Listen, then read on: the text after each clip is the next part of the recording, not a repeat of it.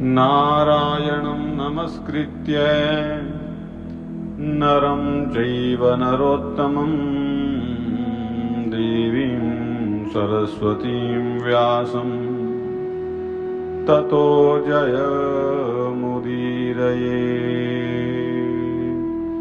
बोलिए शंकर भगवान की जय, श्री लक्ष्मी नारायण भगवान की जय। तो आज धर्मराज युधिष्ठिर जी पूछ रहे हैं कि हे जनार्दन, अब मैं ये सुनना चाहता हूं कि भाद्रपद मास के कृष्ण पक्ष में कौन सी एकादशी होती है, कृपया आप बताइए। और तब भगवान श्री कृष्ण जी कहते हैं कि राजन, एक चित्त होकर के सुनो।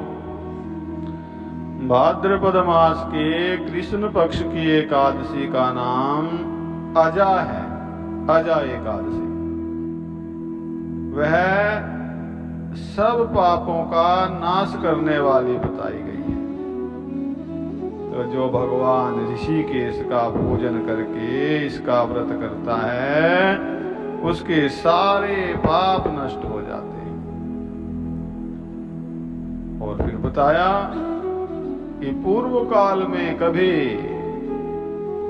राजा हरिश्चंद्र जी थे, विख्यात चक्रवर्ती, जो कि समस्त भूमंडल के स्वामी, और वो सत्य प्रतिज्ञ थे।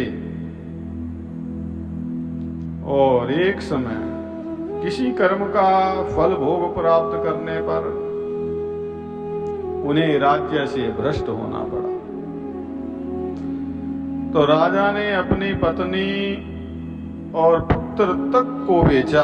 ऐसी परिस्थितियां आई अपना वचन निभाने के लिए, और अपने को भी बेच दिया। पुण्यात्मा थे, फिर भी कर्म फल का भोग है, या उनके सत्य की परीक्षा विश्वामित्र जी ले रहे हैं। वो पुण्यात्मा होते हुए भी चांडाल की दास्ता करने जाते हैं। चांडाल की दास्ता उनको करनी पड़ी, ऐसी परिस्थितियां।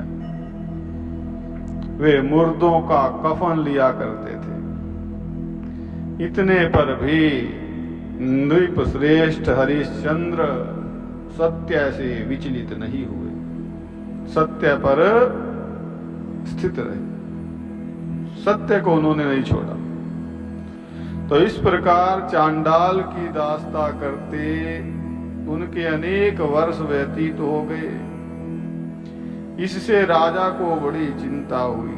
अत्यंत दुखी होकर सोचने लगे एक दिन कि क्या करूं, कहां जाऊं, कैसे मेरा उद्धार होगा। तो इस प्रकार चिंता करते करते वे शोक के समुद्र में डूब गए। अब राजा को आतुर जान करके कोई मुनि उनके पास आए। मुनि कौन थे? वो थे महर्षि गौतम जी। तो ऐसे श्रेष्ठ ब्राह्मण को आया देख करके नृप श्रेष्ठ ने, उन राजा हरिश्चंद्र ने जो अब शमशान में पहरा देते थे, उनके चरणों में प्रणाम किया और दोनों हाथ जोड़ करके गौतम जी के सामने खड़े होकर के अपना सारा दुखमय समाचार कह सुनाया। राजा की बात सुनी तो गौतम जी ने कहा कि राजन, भादों के कृष्ण पक्ष में अत्यंत कल्याणमयी अजा नाम की एकादशी आ रही है, जो कि पुण्य प्रदान करने वाली है। इसका व्रत करो, इससे पाप का अंत होगा और तुम्हारे भाग्य से आज से 7वें दिन एकादशी है। तो उस दिन उपवास करके रात में जागरण करना। ऐसा कह करके महर्षि गौतम जो है अंतर ध्यान हो गए। अब मुनि की बात सुनकर के राजा हरिश्चंद्र ने उस उत्तम व्रत का अनुष्ठान किया और उस व्रत के प्रभाव से राजा सारे दुखों से पार हो गए। उन्हें पत्नी का सन्निधान, पुत्र का जीवन भी मिल गया। पुत्र मारा गया था नहीं तो।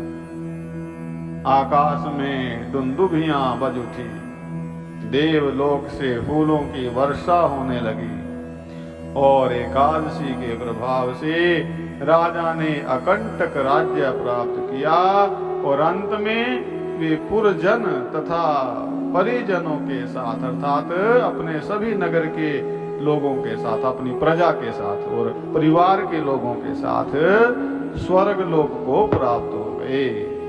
तो हे राजा युधिष्ठिर, जो मनुष्य ऐसा व्रत करते हैं वे सब पापों से मुक्त होकर के स्वर्ग लोक में जाते हैं। और इसके पढ़ने से, इस महात्म्य को और सुनने से भी अश्वमेध यज्ञ का फल मिलता है। ये इस एकादशी की कथा का, एकादशी के महात्म्य के श्रवण और पठन का तथा व्रत रखने का महात्म्य है। बोल शंकर भगवान की जय, श्री लक्ष्मी नारायण भगवान की जय। ओम सर्वे भवन्तु सुखिनः, सर्वे सन्तु निरामया, सर्वे भद्राणि पश्यन्तु, मा कश्चित् दुःखभाग् भवेत्। ओम शांति शांति शांति।